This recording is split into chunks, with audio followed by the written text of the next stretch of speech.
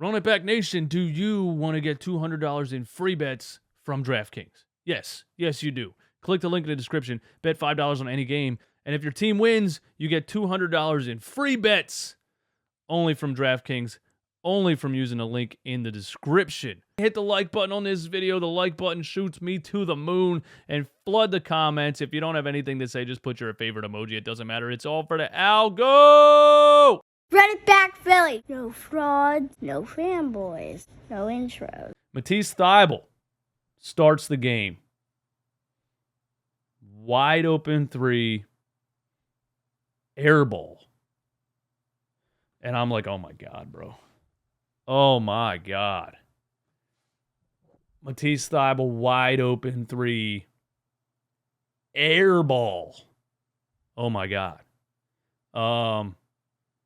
And I was like, that's it. And my girlfriend's sitting right next to me, and I was like, see, he's not an NBA shooter. He's never going to be an NBA shooter. I was freaking out after that first air ball from Matisse Thybulle. But I have to say, first of all, I give him credit for trying, because we watched a player for 5 years who was so scared to shoot a basketball that he would not ever even try it. So I got to give him credit for having the confidence to pull that, right? Exactly, Tim. He kept shooting. That air ball didn't get in his mind. That air ball didn't tell him, shit, I suck. I can't shoot. I need to stop shooting. Because that's probably what they've been saying to Matisse Thybulle this entire offseason. You need to shoot. You're a great defender. You have incredible intangibles. You have incredible natural gifts to dominate the league defensively, to hound players, to really make it hard for offenses to do what they want to do in a half-court set. But on the other side of the ball, you absolutely are going to have to be a shooter. So you're going to have to shoot it. So that air ball didn't get in his mind. Didn't fuck him up at all. Didn't make him say, didn't kill his confidence. And he kept shooting. And he started hitting. Pretty sure the first one he hit was in the corner on it was like a weird play where we were just kind of passing the ball around the perimeter.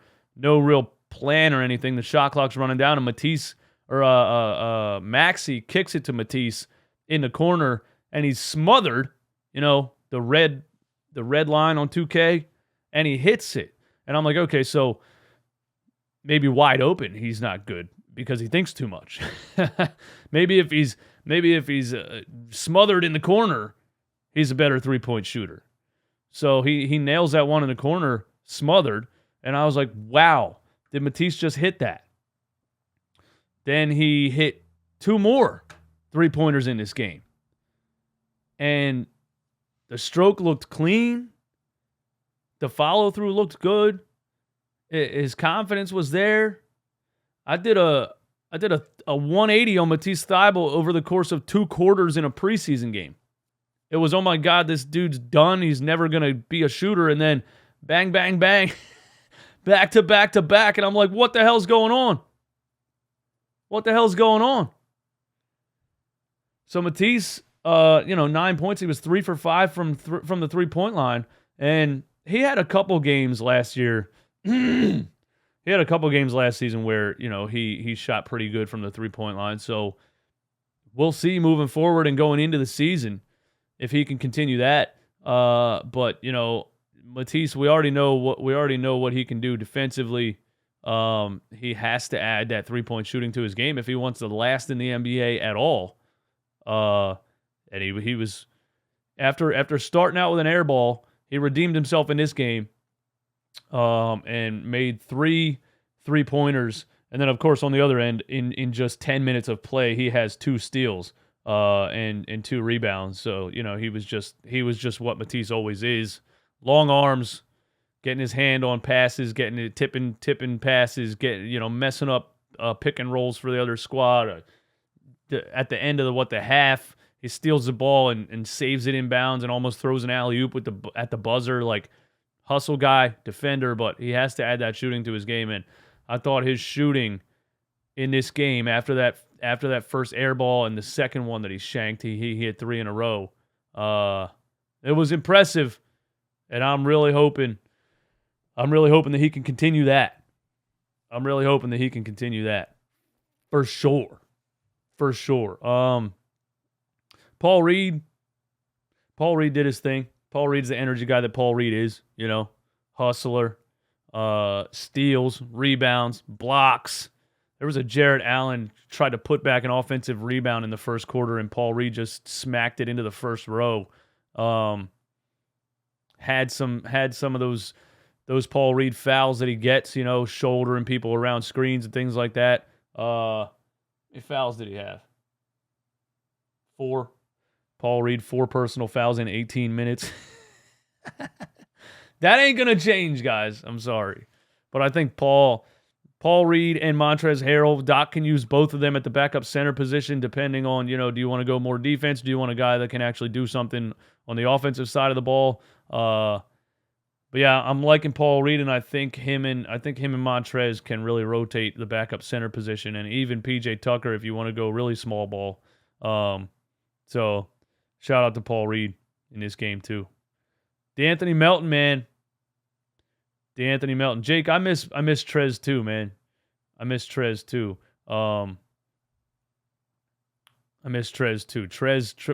Harrell makes preseason basketball fun to watch, and so the fact that he didn't play in this game was like, damn, I don't get to watch Montrez out there diving on the floor, smacking shots out of bounds, screaming in the fourth quarter of a preseason game. So, that wasn't that much fun. Gavin says $500 dono if Sixers win versus Boston. I'm holding you to that, Gavin. I'm holding you to that. I'm screenshotting it. I'm screenshotting it.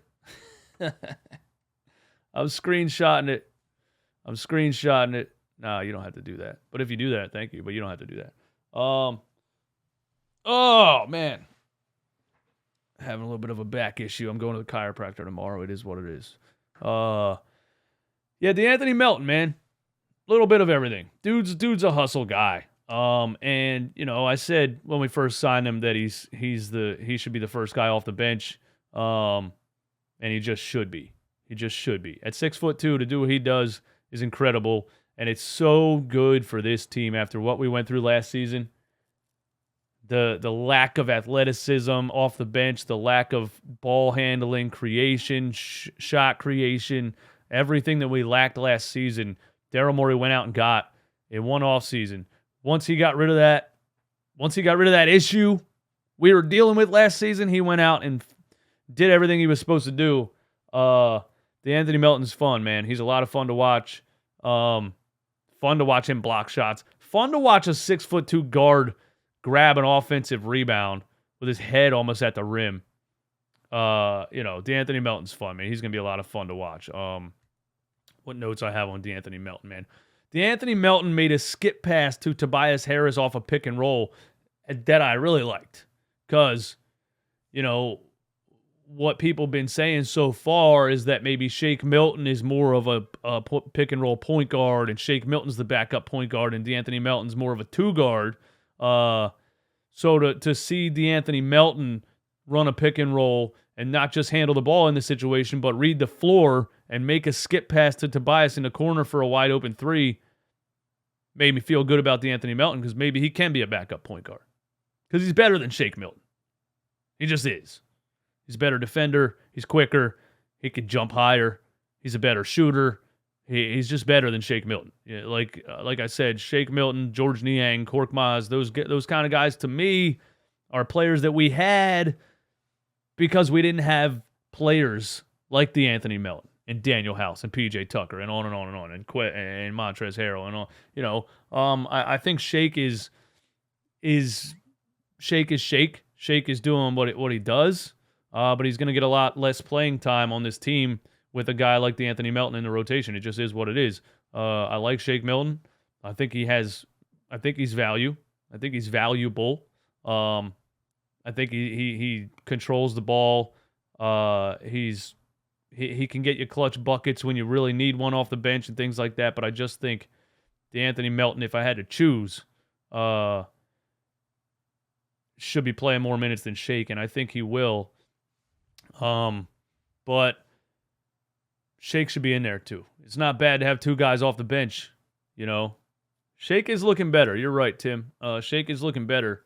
I still don't know what's up with his shot, man. His three-point shot just completely went away. I don't know what happened to it. Shake used to be... I used to feel like Shake was automatic from the three-point line. His literal Twitter handle is Sniper Shake. He was known for it, and I don't know, man. He had a shoulder injury 2 seasons ago. Last year, he got kneed in the back by Joel and was out for 2 months. So, you know, Shake's probably looking better because maybe he's like 100% healthy for the first time in a couple seasons. Yeah, it's not bad to have two off the bench. Remember Tyrese Maxey's rookie season, him and Shake were coming off the bench. In some games, they were dropping 15 apiece. So, you know, if we can get that kind of production from both of them off the bench, I'd be happy.